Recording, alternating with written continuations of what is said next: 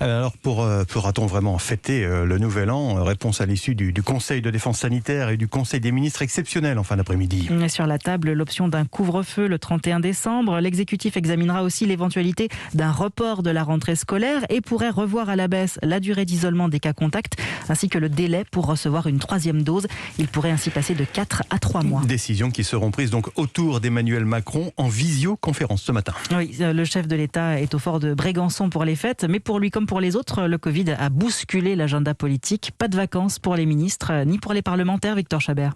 En effet, cette année, il n'y a de trêve des confiseurs ni pour l'exécutif ni pour le législatif. Le Conseil des ministres extraordinaire qui se déroule cet après-midi en visioconférence mobilise le gouvernement. Jean Castex est dans son département des Pyrénées-Orientales mais pourrait rentrer finalement à Paris.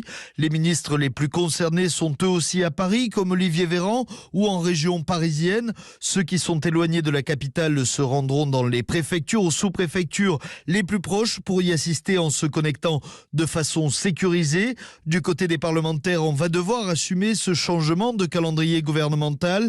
Le texte renforçant les outils de gestion de la crise sanitaire présenté aujourd'hui en Conseil des ministres doit arriver mercredi à l'Assemblée nationale. Les députés vont auditionner Olivier Véran et examiner le projet de loi. L'exécutif espère une promulgation dans la première quinzaine de janvier. Victor Chabert.